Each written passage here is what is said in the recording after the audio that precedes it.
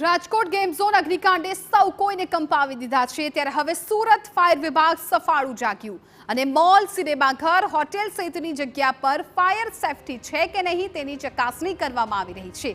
તેને જ લઈને મનપાના શાસક પક્ષના દંડક ધર્મેશ વાણિયાવાલાનું ફૂડ કોર્ટ સીલ કરવામાં આવ્યું છે। ફૂડ કોર્ટમાં ફાયરની સેફટી ન હોવાથી સીલ મારવાની કામગીરી કરાઈ। ફૂડ કોર્ટમાં ફાયર એનઓસી ન હોવાને કારણે ફાયર વિભાગ દ્વારા કાર્યવાહી કરવામાં આવી છે।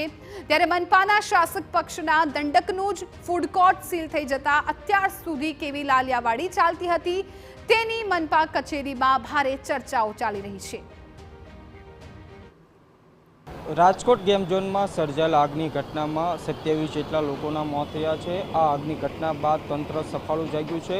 સુરત જિલ્લા સહિત સમગ્ર રાજ્યમાં હાલ તંત્ર દ્વારા જ્યાં પણ ફાયરની ક્ષતિઓ દેખાય તે જગ્યાઓ પર જઈને કડક કાર્યવાહી કરવામાં આવી રહી છે। ત્યારે સુરત મહાનગરપાલિકાના શાસક પક્ષના દંડક ધર્મેશ વાણિયાવાલાનું ફૂડ કોર્ટ ફાયર વિભાગ દ્વારા સીલ કરી દેવામાં આવ્યું છે।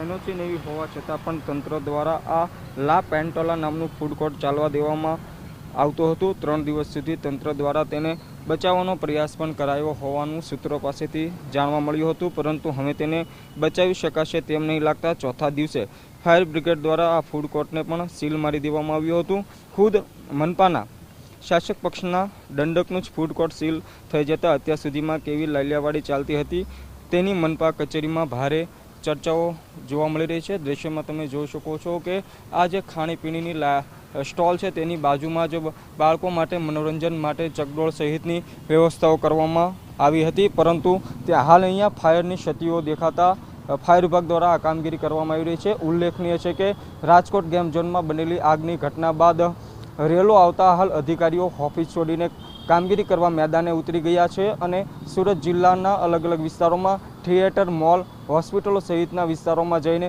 ફાયર ચેકિંગ કરવામાં આવી રહ્યું છે। કેમેરામેન સંજય સાથે મેહુલ ભોકળવા, TV9 સુરત।